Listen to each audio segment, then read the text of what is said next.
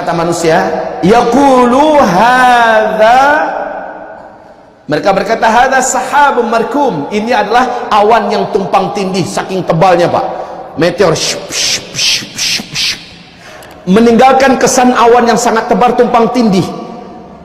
Perhatikan kaum muslimin, Michel Penn ketika menjelaskan satu meteor ketika masuk ke bumi dengan diameter 2 kilometer, maka kekuatan meteor ini, kekuatan ledakannya sama dengan 1 juta kali lipat bom nuklir kalau ia menghantam sesuatu. Kekuatannya Pak, 1 juta bom nuklir.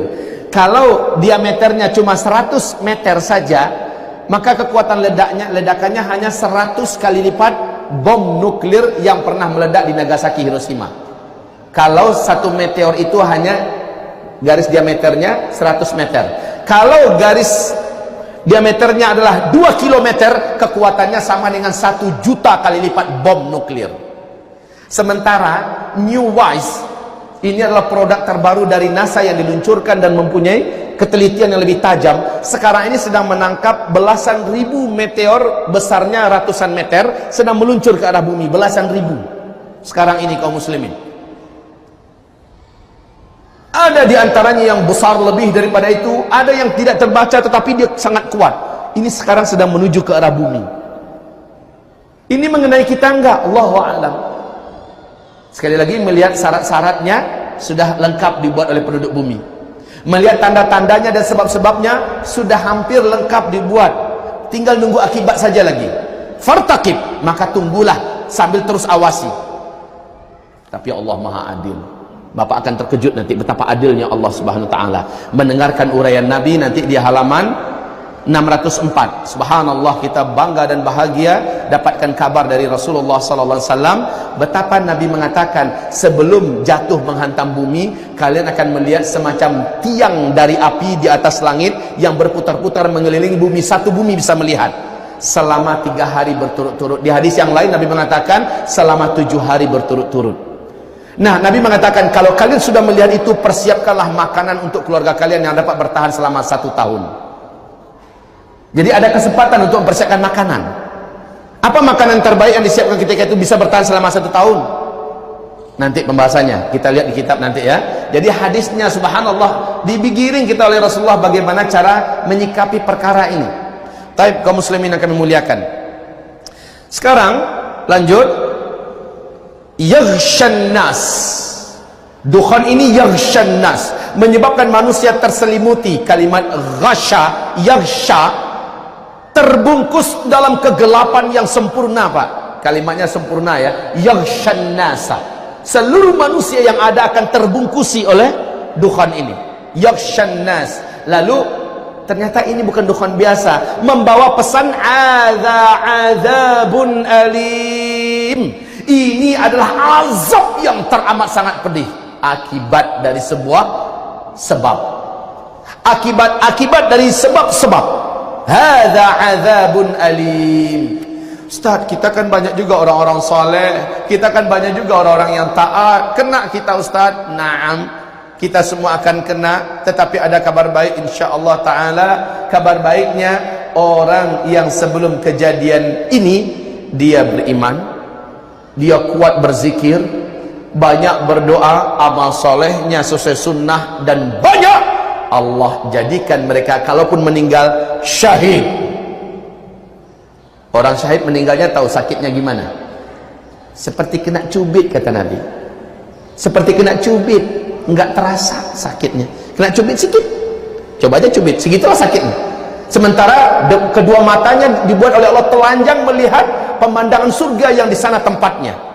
Seluruh orang beriman sempat kalau dia meninggal dunia karena kejadian ini, insya Allah dia syahid. Jadi jangan khawatir. Sampai-sampai anak saya yang gadis kecil berdoa kepada Allah, ya Rabb, ya Rabb, jadikan kami sekeluarga besar ya Allah syahid karena meteor. Ya, anak kecil berdoa. Setelah dia tahu, dia minta, ya Rabb, kami ingin syahid. Karena memang hidup setelah jatuhnya meteor sangat berat Pak. Kalau boleh memilih, kita minta pada Allah agar kita tidak lagi hidup setelah meteor jatuh. Berat sekali kaum muslimin. Baik. mari kita dengarkan uraian deskripsi imajinatif dari para astronom. Bagaimana jatuhnya satu meteor. Kalau Bapak Ibu ingin mendengarkan urutan akibatnya, tafadhol buka di kitab ini. Zikir Akhir Zaman, yang nggak bawa kitab, buat halamannya. Dari halaman 278, saya uraikan sekarang. Dari halaman 278. Situ ada nomor 1, kejadian kedua, kejadian ketiga, akibat jatuhnya meteor.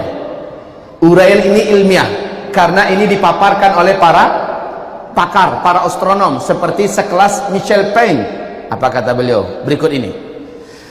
Meteor yang mempunyai kekuatan ledakan ratusan bahkan sampai ribuan kali lipat bom nuklir ketika menghantam bumi kita,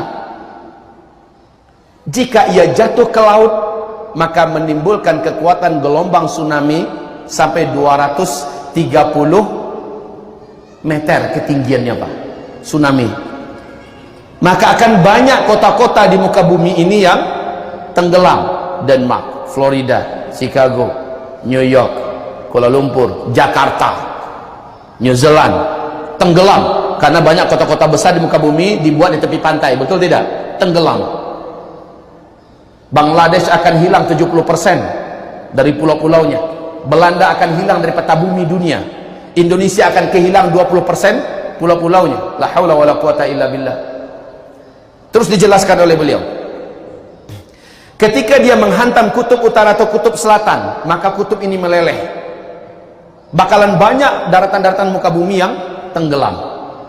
Kalau dia jatuh ke daratan, dan ini yang paling tepat sesuai dengan ayat dan hadis, karena terjadi dukhan, sesuai dengan hadis yang diceritakan oleh Abdullah bin Abbas dalam kitab Tafsir Al-Hafiz Ibnu Katsir. Hadis ini diriwayatkan dengan sanad Ibnu Jarir, dan juga dari Al-Hakim, dinyatakan sahih oleh Syekh Albani, bahwa kata Abdullah bin Abbas, semalaman saya tidak bisa tidur. Semalaman saya tidak bisa tidur. Kenapa Tuan Guru? Tanya murid-muridnya. Salah satu murid yang bertanya adalah murid yang pagi tadi subuh saya sebutkan namanya, Abdullah, siapa namanya? Ibnu Abi Mulaikah. Kenapa wahai Tuan Guru? Karena sudah datangnya, sudah meluncurnya meteor di atas langit bumi kita. Maka saya fikir besok pagi akan datang dukhan yang mengetuk setiap pintu rumah kita. Datang dukhan yang mengetuk. Coba lihat, sahabat memahami apabila meteor jatuh maka yang terjadi adalah dukhan. Dan ini tepat menurut Michel Payne, pakar senior dari astronom dunia, mengatakan kalau meteornya jatuh ke daratan bumi kita, bumi langsung melengkung Pak, langsung melengkung.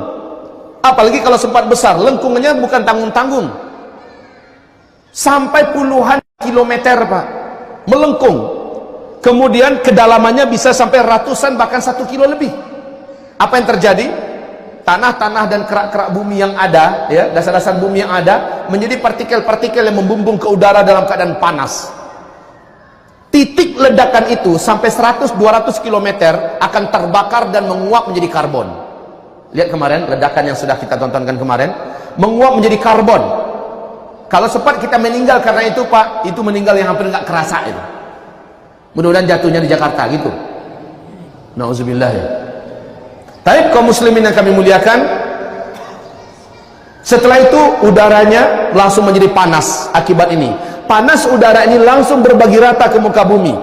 Karena partikel-partikel yang membumbung ke udara dan membentuk asap serta debu yang teramat sangat panas ini Pak, dengan gelombang kejut dari kekuatan ledakan dengan laju kecepatan 800 km per jam, secara cepat bumi ini terbungkusi oleh partikel-partikel tadi.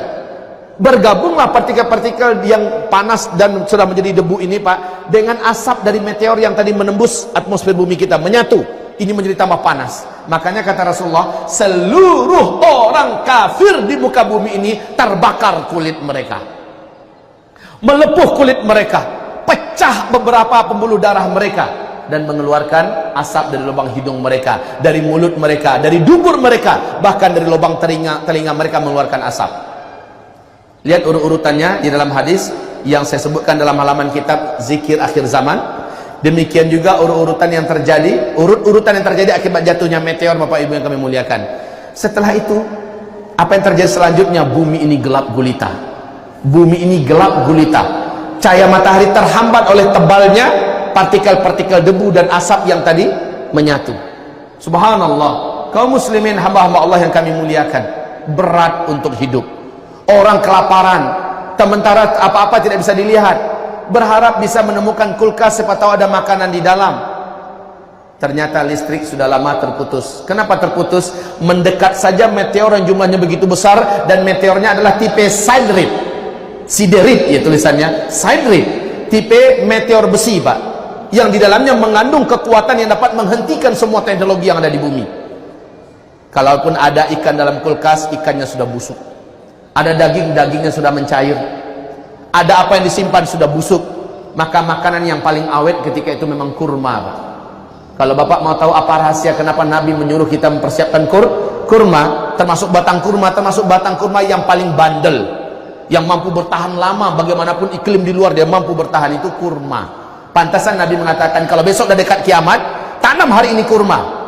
Wajar loh kalau Rasulullah memerintahkan demikian, karena kurma termasuk yang mampu bertahan dengan dukhon selama 40 hari 40 malam. Bapak Muhammad bin Iqbal, berulang-ulang nama beliau saya sebutkan, ajak konsultasi dengan beliau, beli bibit-bibitnya, dan beliau akan bertanggung jawab dengan timnya sampai berbuah. Satu batang itu cuma 500.000 Pak, tetapi satu batang itu dapat menjamin hidupnya satu keluarga besar kita, insyaallah ta'ala. Tayyib, kaum muslimin, kita lanjutkan deskripsi lanjutan daripada para pakar astronom dengan jatuhnya meteor.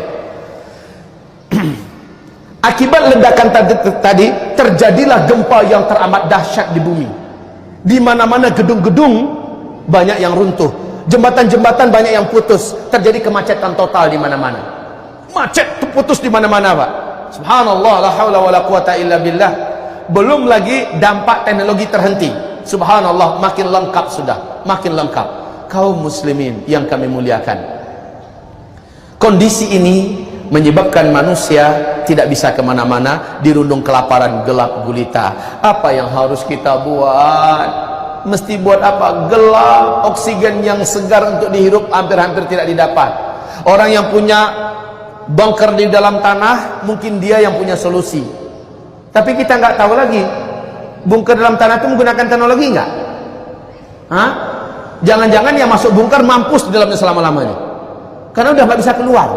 Semua teknologi termasuk cadangan udara mereka, makan semuanya membusuk dan udara nggak masuk, mampus di dalam kan. Makanya selamat kita nggak pakai bunker-bunker Pak, biar aja orang kafir itu pakai bunker. Bunker kita adalah Allah dan iman kita kepada Allah Subhanahu wa taala dan amal soleh kita. Begitu Bapak Ibu yang